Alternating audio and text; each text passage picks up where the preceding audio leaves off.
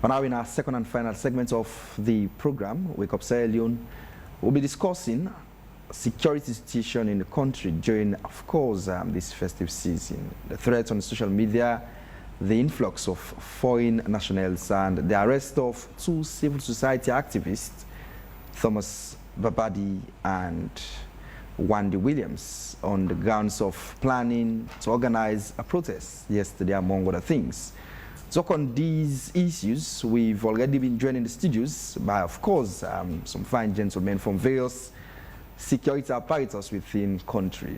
First off is Abdul Karim Will, who is the Director of Strategic Communications at the Office of National Security, and also Mohammed Bobson Senu, who is the Deputy Head of Media at the Silent Police. They are with us in our studio one. Will and Sunny, it's a pleasure having you guys in the studio. Good morning. Good morning, and thank you. Good morning, and thank you for having us. Good morning. Similarly, so we expected to be joined in our studios too by Sir Thomas, who is Divisional Officer at National Fire Force Headquarters in Freetown. We'll be speaking on the activities amidst the season. Let's start off first in our main studio. Senu, is security watertight at this moment, as we normally heard from the police? Yeah, security is watertight, and we are doing our level best to ensure we live up to expectation, considering the fact that we have responsibilities, and equally so there are potent threats of violence, threats of other things, but we have the responsibilities, and I put the mechanism in place to ensure that we robustly deal with whatever, insecurity situations within the country. So we have put plans, strategies in place to ensure we live up to expectation, but equally so we are calling on the community people. Because you look at the number of the security apparatus, the military, the police, ONS, fire force, prisons, put together, we are not, up to the number of the civil populace we are policing. So we depend on the community people to help us with vital and relevant information to carry out our respective tasks. In a scale of 1 to 10, where are we in terms of security? Well, I would say it's 85%, because there are indicators you also look at. One, you are able to move from your house to here. Nobody stop you, don't go here, don't move here. People are free to move from one point to another as long as your movement is within the confines of the law. That tells you Australia is relatively calm, quiet, and peaceful. Will, there has been a lot of talks around social media with regards to yesterday's planned protest, of course, which led to the arrest of two civil rights activists, and the third in McKinney, from according to what I saw on social media, a lady who they say is also connected to the same. It was with information as to that said incidents. Yeah, start off with social media. Threats, misinformation, and all of the ills. Generally, social media is expected to be a blessing, because the benefits that social media has brought into daily communication is one that cannot be quantified. It has brought a lot of changes within the communications landscape. Cheap, very easy, and you can communicate to a good number of people within the twinkle of an eye using social media platforms. But with these benefits also come with challenges, and in our case it has been largely weaponized. It has become the platform for all kinds of shenanigans. No rules, no regulations, no respect. And what is even worse is that it is being used as a platform to incite other people, unsuspecting members of the public, to engage in activities that are inimical to national security. So it is this platform that has been used over the period extensively to carry out all of those things that have brought security concerns. Quite recently, we've had a situation where people, mostly some Sierra Leoneans who reside abroad organizing online protests and calling on people to do things they know are against the law. For some unsuspecting members of the public, they normally fall for these kinds of calls. But let me use this opportunity to thank the Sierra Leonean population, because I am certain that they have been fully now equipped, empowered with information, much to the extent that they are now using this information to a great effect. Before now, a couple of days down the line, people were on various platforms claiming that come the 10th, they were going to bring out 1 million or more people into the street to do what have you. But because of the continuous engagement and the level of awareness that has been raised in the population, people did not show up.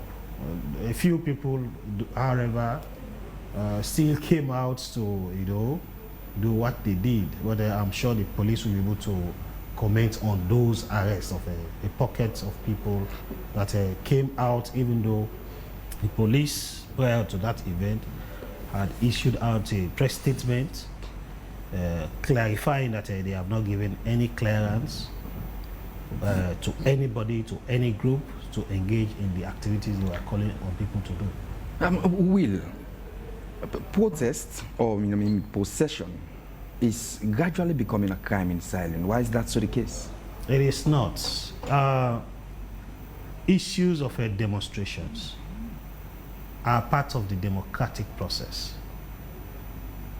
But they say to every right, to every liberties, there are corresponding responsibilities.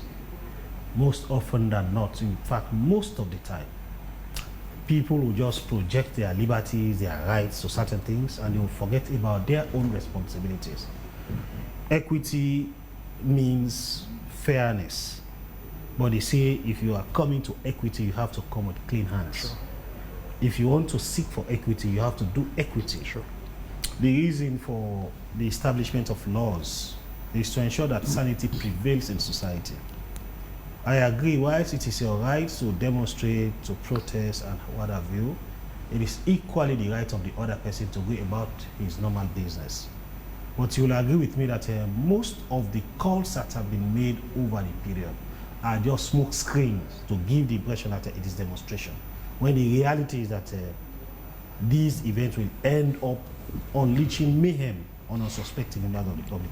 Especially so, sometimes you don't even need to be a rocket scientist to determine the outcomes of certain planned activities. Because even before the activities, even before the events, somebody would have told you that on XYZ date, this is what we are going to do. If this does not happen, we are going to do this to achieve objectives. So if you look at all of that, you begin to now weigh the pros and the cons. Beyond the ordinary eye, all of our interventions are directed by intelligence. If you now have said that tomorrow we'll be going to ECSL to do A, B, and C, you want to ask, is that really tenable for you to get an outcome from that kind of an assembly? Is it by people assembling at ECL offices the process for seeking electoral concerns or addressing electoral concerns? If the answers are no, then it will only mean that if you ask further questions, what obtains in the event that ECSL does not do this? There will be insecurity. And so we are thankful.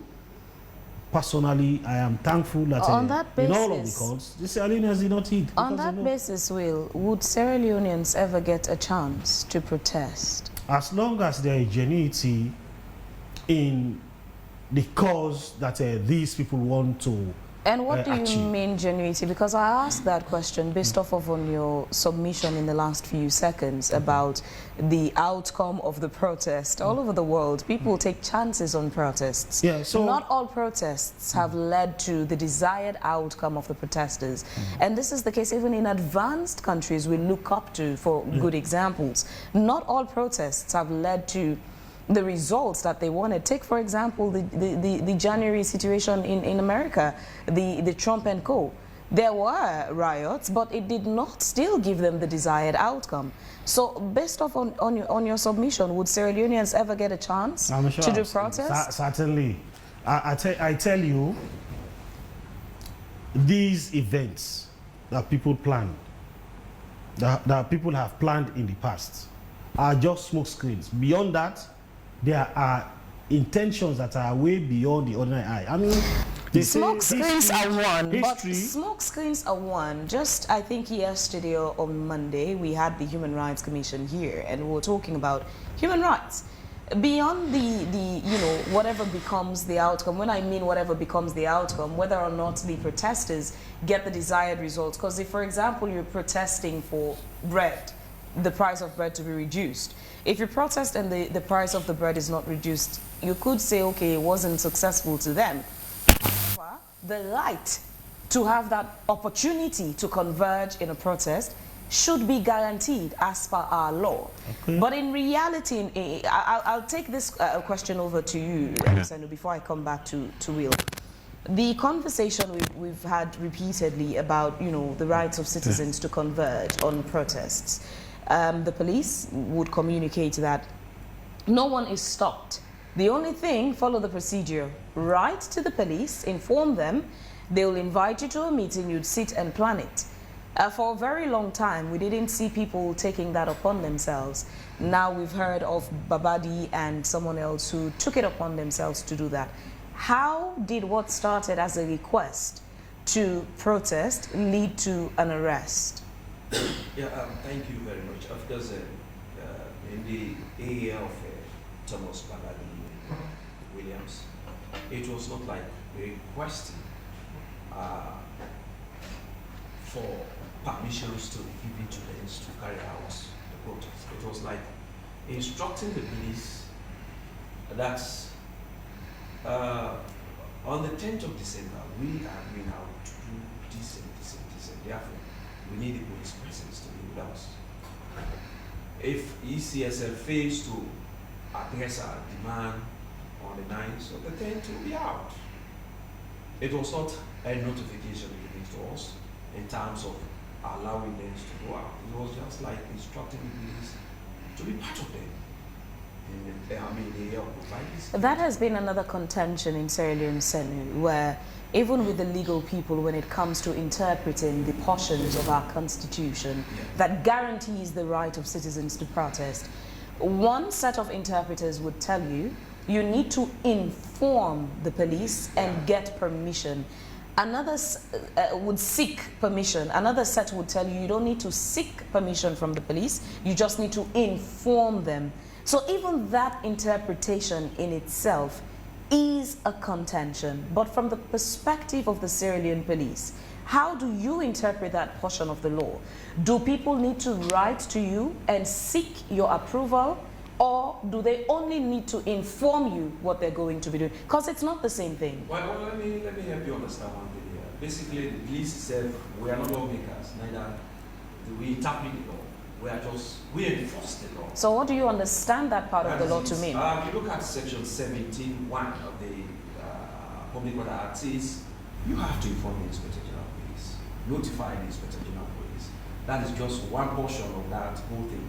Then section 72 says the Inspector General will write you, whether allowing you or disallowing you. And if the Inspector General, for instance, is going to disallow you, he will disallow you based on the principle, based on certain circumstances. So, but the first part of what you just said is to write, to inform and notify. Yeah. And that doesn't mean you go ahead. Subsection of that section says the Inspector General. Yeah, can now allow or deny. But yes, but we're breaking it down to the first part of it. Says you should write to inform, notify. Yes. So let's contextualize it now to Babadi and Williams' situation. Yeah. They wrote to inform The police and notify. notify the police that they want to do this. So they, it was- they are going to do this. So it And was the police- incumbent on the police now, Mhm. the B part of it, The to B get part of the it. to get the IG to say you are allowed or Or you're not. denied. So But that- it still leaves but- us with how did it now end in an arrest? Does That it is, yeah? that is the reason, that is, I mean, the pathway I'm coming now. Mhm. That was the main reason we called them that let us sit together. How do you really want to do this thing? But they said they have an organization who is also championing this one. The name of the organization was called Forum for Swahili Youth Network. Mhm. We now ask, is it a registered organization? It's registered. Because the part B is saying you sit together to look at how credible, in case of anything happen, are you ready to take up the role? Do you have, now you are demanding for do this, do you have, who are these competent coordinator nations-wide? You are dealing with. The other aspect of the But I think that was more the reason why they sought the intervention of Sierra Leone police to be with them whilst they're going about this peaceful planned protest. That was the main reason. Yeah, it's also part of us to say, let's sit together and plan how you. In their letter, they stated 38 meeting points. In Freetown, 38 meeting points, right? And this organization, for instance, if you go to me, you want to intervene on issues, we ask, I'm working for AY. Do you have any things to do that indeed you are here? Will AY staff? So we try to probe into how genuine really this organization is. You register, I register with city council and then organization of non-governmental organizations, something like that. Do you have certificates to prove? No, nothing will show. Even the address on the letter sent to the police, 39 Main Street, the office exists, but the office doesn't belong to them. So it creates doubts. Let us now probe into these things. Who are your partners? Who are these people coming together and do these things? So I have more than 2,000. They produce a list of people with phone numbers and all that things. We contacted those numbers. Several numbers we have called. Few respondents. No, even when the police stopped the call, they now call the police to do further clarification. I'm not aware, I don't know these people. Maybe because of XYZ, they were able to get my contact. So basically, we now say no. Like Mr. We says, you go to equity, fighting for genuinity, you should be genuine in your position. You should be genuine in your thoughts, you should be genuine in your actions. So the police now say, no, we need to ask those guys for further questions. And indeed, they are having the police. And Will, you earlier said the right to protest is still guaranteed. Sure. But how? We say this in theory, but in practical, how do citizens actually come to a point where they benefit from that right? He just mentioned several provisions in the law. Whilst you seek to get your freedom or your rights or your liberties, the law also gives you clear pathway to attain that. Most of the engagement that have happened over the period leading police to say we think there is a problem here is because those people who come forward to say I want to demonstrate, I want to engage in A, B, and C will not fulfill the simple requirements. For example, when you go to engage with the Inspector General of Police or any other senior police officer, several things will come to mind. What will be the security implications of your engagement? What about morality? How about public defense? Which routine would you want to take?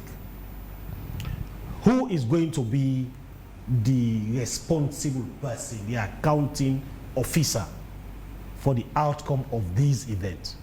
If all of those things are ticked correct, then somebody should now come to append his or her signature. That is what obtains in every civilized democracy. But don't forget. In this case, there was already an accounting officer in the position of Babadi who was there. So we have explained clearly that these accounting officers were just using these demonstrations as smokescreens. In the first place, the law does not say you should instruct the police to come and join you. It says write and notify the police and then sit with the police.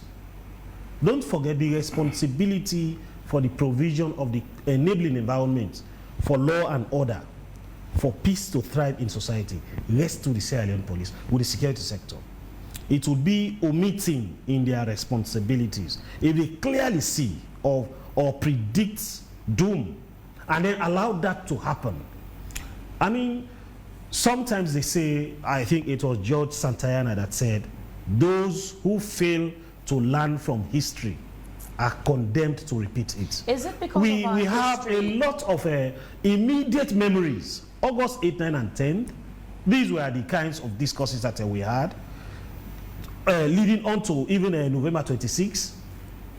And after November 26, for example, we had a situation where people were coming out to say, we have done this is our justification, and we are going to come again.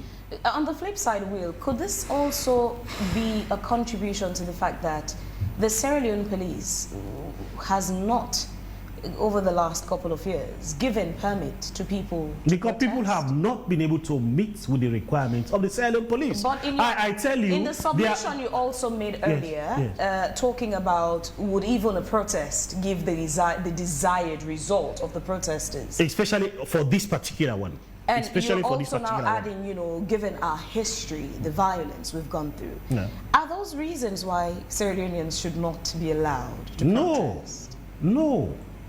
There could be some of the reasons why we are being very much cautious in dealing with these kinds of matters.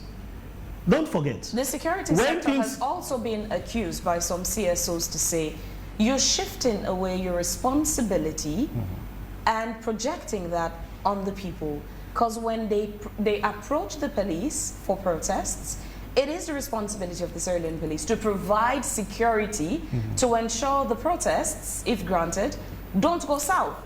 They're there to provide security and make sure the permission that was requested, everything stays in line.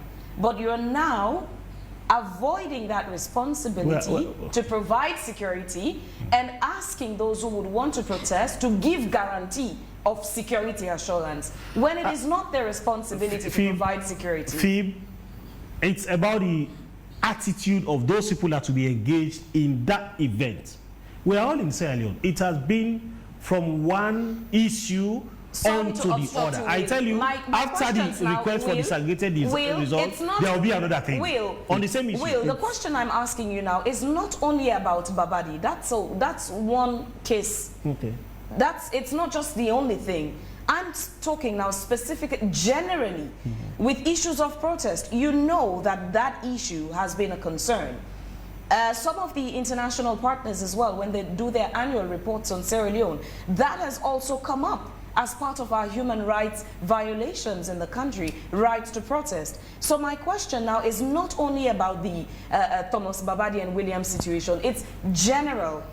So zoom out of just the Babadi situation, but on the general as well. So generally, we also need to distinguish between genuine demonstrations and plans for riotous conduct.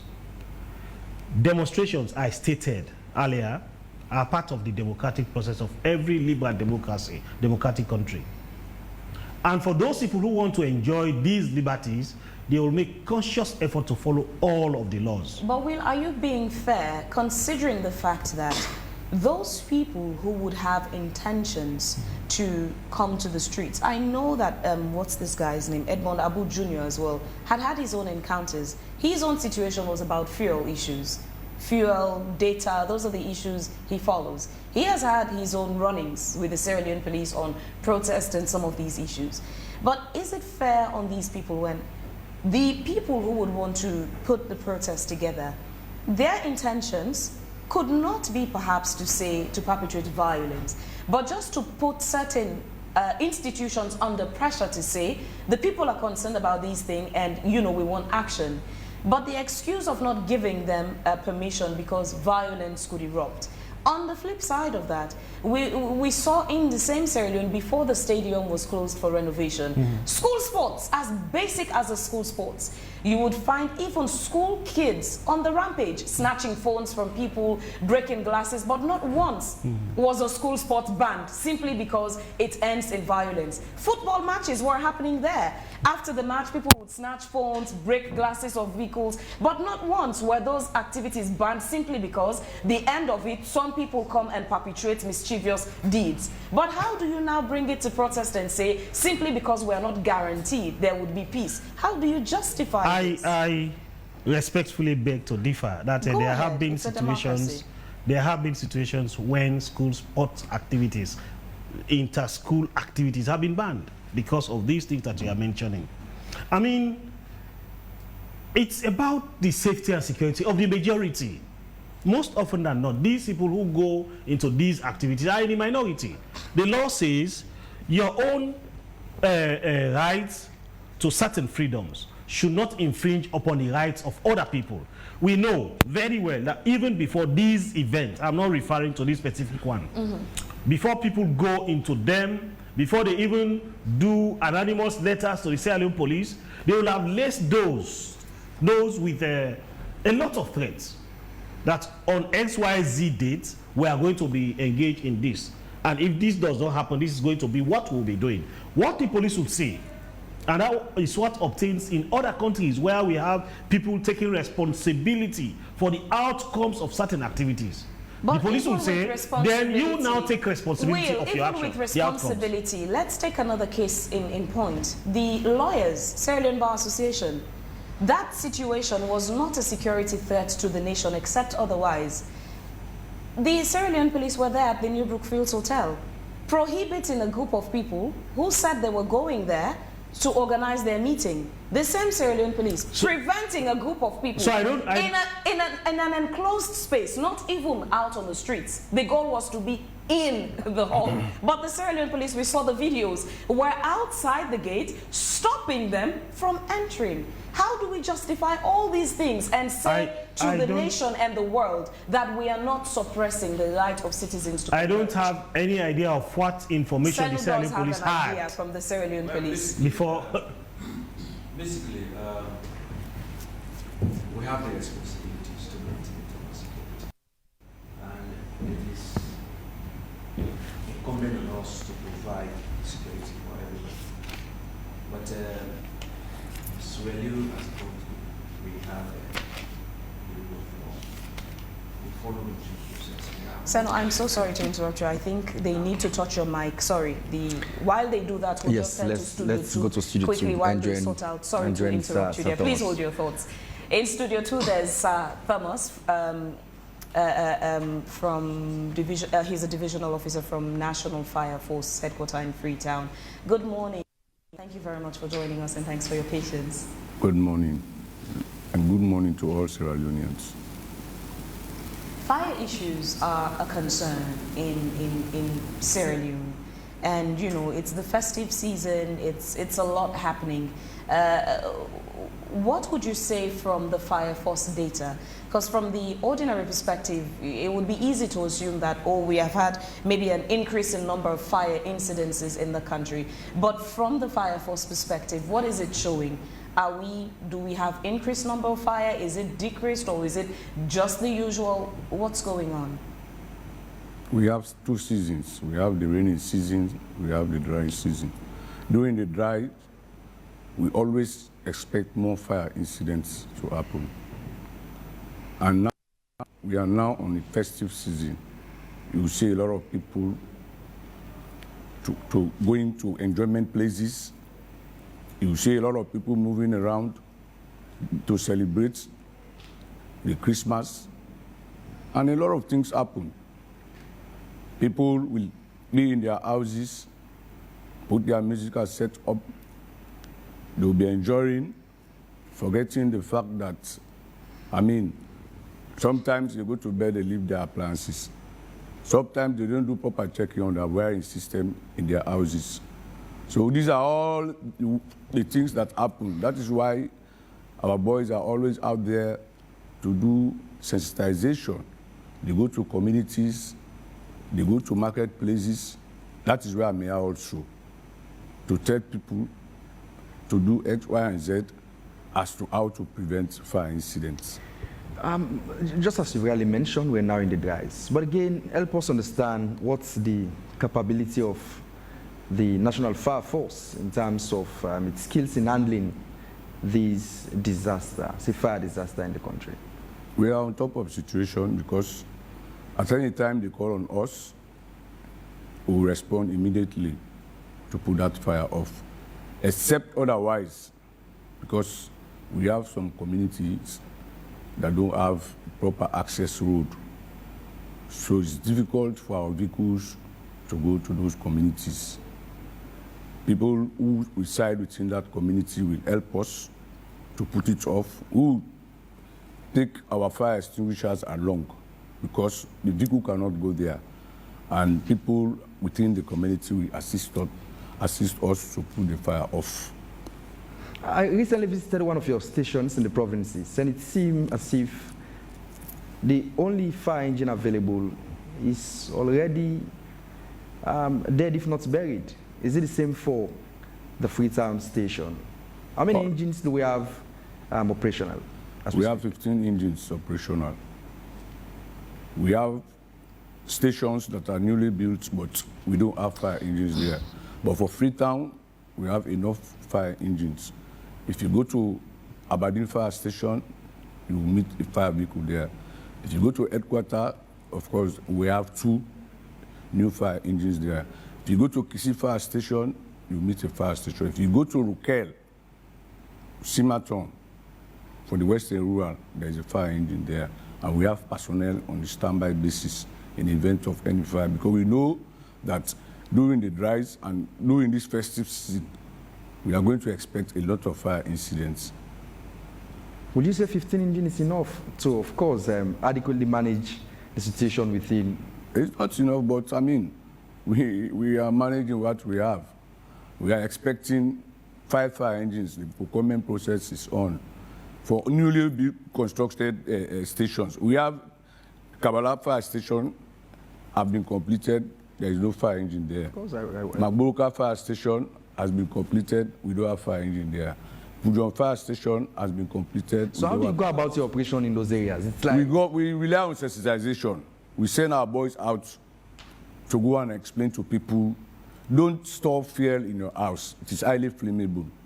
Make sure you put your appliance when you want to go to bed. Monitor your wiring system. Avoid buying substandard materials, because people don't want to pay. I mean, people that are professionals, they will just call those quack boys who can just pass 1 or 2 cables as long as there is light. Because if you go to a professional, you pay him and he will do the job well. Sir, this leaves us with, we've had series of fire disasters in the country, and the fire force would tell you they would investigate the cause of the fire. Please update the public today. What's the major cause of the fire disasters in the country? What are the top indicators, the causes of the fire outbreaks? The major cause is electrical problem. We always have electrical fire problem because people will leave their appliances on while go to bed. And mind you, when the light goes off, when electricity is coming again, it will come with that high voltage. Wherein, if you have a socket, a single socket, there you connect your television, there you connect your freezer, there you connect your phones, there you connect other, appliances, electrical appliances. What do you expect when there is a high voltage of fire? Is that also the problem of EDSA? Is that also EDSA's contribution? Yes, we have a lot of engagement to EDSA regarding that. You can imagine if you go to those slum areas, somebody will have a single meter, and you see more than 10 people household connected to that odd single meter. Because, and these are those palm bodies and so forth. So if there is fire in one, it is very easy to spread. Before the twinkle of an eye, probably 5 or 6 or 7 structures will have burned down. We have notified ELSA about that. Try to monitor us to those slum areas. People steal lights. They don't want to buy lights.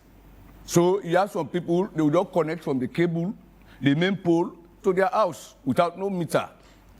Even as we talk on electricity, water is a very big challenge for the municipality of Freetown. How tedious it is? Is it very simple for firefighters to get water to go to these areas where they go to, of course, put out fire? We only have 2 hydrants. You can see the one at Eastern Police. Sure. And there is one at Ubili area, the light or so. But we are blessed with NP. They built a borehole for us. There is a borehole that we have, where one tank can store more than 10,000 liters. So we have 4 of that at headquarters. We have 4 of that at Kisi. So when we have water shortage constraint, we fill through it and stand by in case there is any fire call. But one of the problems again, you see, people, even when we go out, our guys go out to give them our fire force free 2-line numbers. People don't even have it. Please share the line. For headquarters, it's 300. Official Airtel is a free 2-line. For Kisi Fire Station, it is 301. For Aberdeen Fire Station, it is 302. If you call this line now, you get them. For Training School Fire Station, it's 309. 303 is Bow. 304 is McKinney. 305 is Connor. 308 is Kenema. Because these are areas that have functional vehicles. So you call them at any time. But people sometimes call me. Hey, Mr. Thomas, there's a fire incident at this point. I will in turn call my guys, inform them, speed up, go to this environment. There is fire at this place.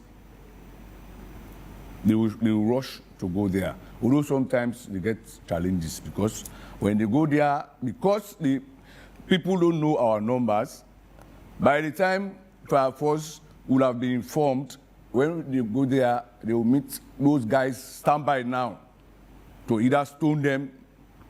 Fire force, is that the time you are coming? Is that if somebody go late to help you, or they just something that is happening where your properties, your money, your house will be burned down, you start driving that person away to go. You are just doing yourself. What we are saying, even if when we are late to go, but we don't want the fire to escalate to another houses. We want to prevent it from going to another houses. Okay. We can go late because of sometimes we are challenged with traffic network. If there is fire incident at Party Street, right up Party Street, except we have to call somebody, police, to clear the way. Because even when the vehicle is coming, you see some bikes, people, they will not even give way to the fire engine. So by the time the fire engine is now at the point of the scene where the fire is, I mean, it has taken maybe 5 or 10 minutes, and there you might not know the gravity of the fire at that point. This is, of course, it's an avenue for awareness raising. We'll allow you the opportunity at this moment to continue raising that awareness to the public as to the dangers of fire. So please, in just a few minutes, as we try to wrap up. The dangers is like your property is going to be burned. Your property will burn down. Your house will burn down. Or you find out that people have shops that are worth millions. If you tell them to buy a single fire extinguisher, come to Fire Force, let us train your guys that are working with you, so that when the fire is at that initial stage, you can able to put it off. I don't know if AY will have, because you have not called us yet for training. And even as I'm sitting here, I'm afraid there is no fire extinguisher. we do have, by the way. We have one around. Okay. I think the reception area, there was one I saw there the other time. Yes. Yes. We are free. We call on. We go to institutions. But nonetheless, it's an avenue anyways. Continue, yes. Yes, you see big institutions, MDAs. Even when you go, you advise them until when something happens, when there is a serious fire incidents in another place, they see you. That is the time people will start to chase fire force. Hey, please go and help me. Let me get fire extinguisher, Mr. Thomas. Send 1 or 2 of your guys. Let them go and train my workers and so forth. Because if we all have fire extinguishers in our house, our office places, I mean, it is easy for you. Probably the place you are living or the residence you are living is far from the, probably even the bike cannot go there. I will not talk of a big vehicle like that. But if you are trained how to use it, at that initial stage, as long as you are at home, you can able to extinguish it. It is very simple. There is no magic of extinguishing a fire. You don't be afraid. Even when if you are at home, it happens. Just raise an alarm and allow neighbors to come. By the time fire force comes, I mean, they would have helped to put it off. Okay. Always make sure you have sand around you. Sand is very easy also to put fire off. But if you have other people again, we encountered one fire incident where somebody will build a house. It would say single door, no exit door, just a single door. When there is a fire incident, how do you do? All the family members will go and cluster in that one door to find a way to escape. Everybody will be fighting for you, for his or her own life. People will build a house. It has a guard with a steel door, with a steel lock. He has a steel door. He has a bolt door. He has a wire mesh door. He say, if you ask him, he say for mosquitoes. How can you get 4 doors at a single house? Then probably they will take the key of the house, of the locks, and keep it somewhere. They don't leave it at the door. When there is fire incident, how do you do? Because the smoke is the problem. Okay. Thank you, sir. Thank you so very much. Senu, before we went there, you were making submissions, but sorry, we had issues with your mic. Yes. Yes, basically, as I was saying. You know, sometimes we also look at the situations. We have the responsibilities. We will not allow people to just, take the police unexpectedly. And then we have no excuse to say we are not planning, because it is our responsibilities to plan always. But in the situations we are in, we as an institution, we realize that you have a kind of diabolic plan that has the tendencies to undermine security. Sincerely speaking, we will not allow you. I'm not making specific reference to the incident you are talking about here, because I was not even informed about the details of things that occur there. But in the general situations, like we're talking about Thomas Babadi incident, and even yesterday we were able to arrest 8 of them. And these 8 arrested, they deny. Forgetting the fact that we are living in a kind of an advanced technological stage or age, wherein we were able to get a film of those who were also part of that riot yesterday or protest yesterday at the Central Africans. They were like 15 in number, so we were able to arrest 8. And these 8 were 1 female. And this was the lady who was also, arrested in Makeni. I personally asked her, you are part of this team, say, right? Yeah. Asking for what? Asking for my vote. Did you vote? Say, no. What are you asking for? So basically, these are some of the situations we sniff around based on our intelligence to I saw one of the bloggers posting, placards, allegedly that those were some of the people you arrested. But the content on the placards were about medical things. Yes. And the blogger was saying you arrested some of those people who are not part of the protest. What I saw from that post was that those are students, medical students who, please speak to that. Yes, they were 10 in number. So the two are medical students with placards, a topic, ID number, and blah. So they were released. The 2 were released. So the 8, they were arrested on the fact that they were in possession of this placard saying ECSF produced our result on those.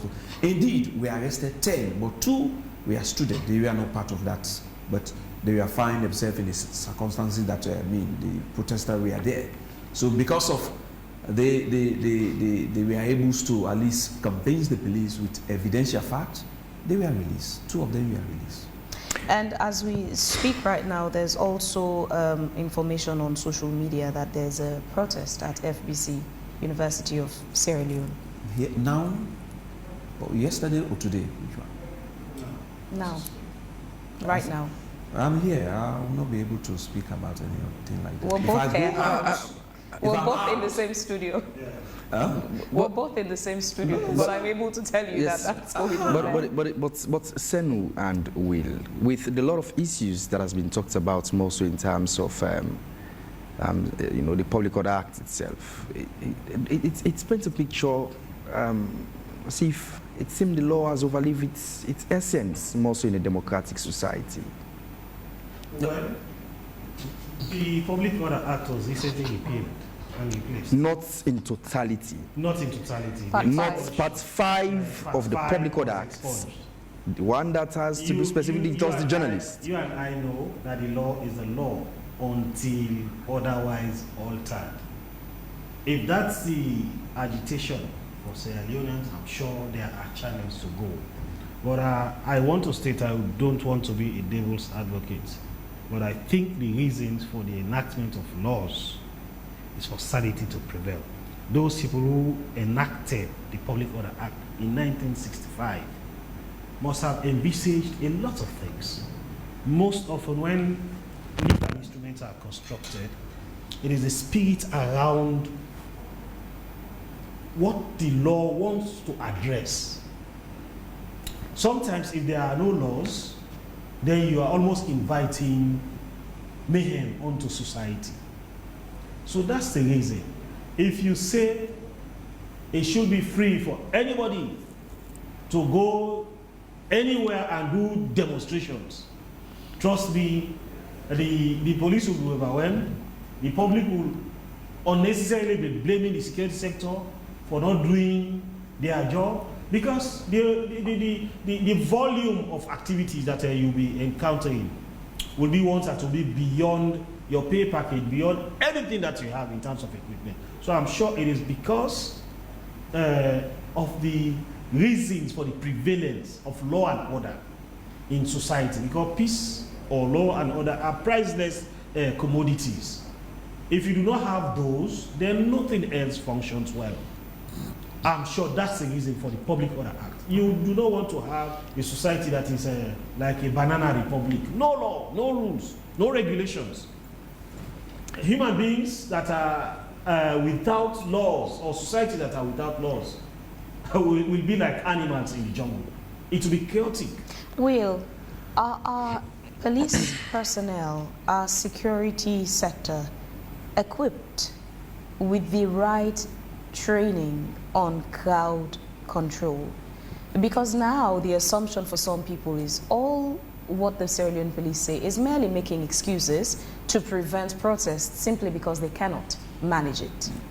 Because most often than not, the crowds that we're talking about will not come out peacefully. In fact, they will be coming for a particular thing, and they will end up making the police part of that thing. So is our security sector equipped with the knowledge of managing crowds? A lot has been done to provide enough and adequate training for security personnel, people at the top level, middle management, and even those on the field. But they're not getting an opportunity to display that. They have. Of course, police officers are almost all of the time engaged in one activity or the other. I suppose Sen wants to say something. What are you insinuating? We allow chaotic situations to occur, so you know how we are put it. Is that what you are saying? If you were following the conversation in the studio, you would know we're talking about protests and giving people the right to protest. So I was just stating that it is not only displaying the skills in containing crowds or protests. That's what the police do.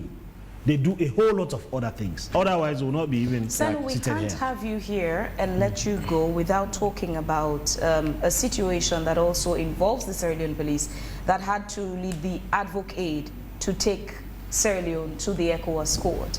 A ruling now in their favor which says that Sierra Leone would have to go and, repeal or amend its loitering act. The Sierra Leone police has been accused that some of your personnel are in the habit of sexually exploiting commercial sex workers, all under the guise of loitering, who they would arrest for loitering and then sexually exploit them as a means or method to bail themselves. And also being unbiased towards poor people who don't have vehicles. Because they're saying you're not arresting people in vehicles for loitering, but people who don't have, vehicles, who are either hustling about their business. What would you say about that? Yeah, well, basically, the presentation itself, is wrong, because as police officers, we have the responsibilities to maintain internal security, and you don't use that as an advantage to exploit other people. It's also against the ethic of, the organizations. And the police hierarchy will take actions against anyone that go against, the norms of the organizations. And basically, we have the CDI, which also, check the SSCs of police officers. Equally so, we have external forces like the Independent Police Complaint Board also investigate police officers on the line of, professional misconduct. And the situations like that, we encourage the civil populace to report. We have taken actions against police officers who go against the ethics, who violate the rights, of innocent citizens. But equally so, it is not our responsibility to formulate any law. We are just there to enforce the law. And if the ECOWAS is saying this, it's left with the lawmakers to advocate on this one, to say no. Let us look at this, expand, like you talk about the part 5 of the libel. Now we are talking about loyalty. Basically, in the professional context, somebody who move aimlessly with the intent to commit an offense. So you cannot see just somebody moving along the streets with orders, you arrest that person for loyalty, with the pretext or with the intentions just to exploit that person. It's against the ethics of the law. We want and we encourage the public to report some of those police officers to the hierarchy. We take actions against them. And we have done that on several occasions. I'm tempted to ask, finally, where is the whereabouts of the two that were arrested? Babadi and Williams. Babadi and Williams. Will they face the courts?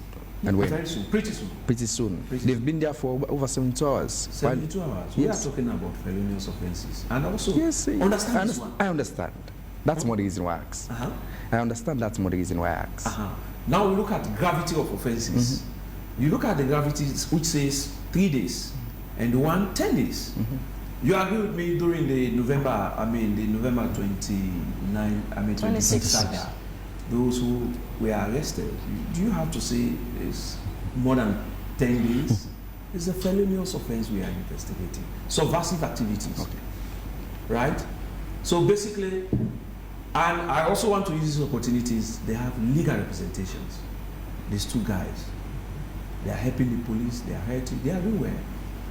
But pretty soon, I'll come again and tell the general public, based on the evidence and use against them, we charge to court. Thank you so very much, Mohamed Senu. It's a pleasure having you this morning. And also, Abdul Karim Muil. As always, it's a pleasure having you in our studios. Thank you very much.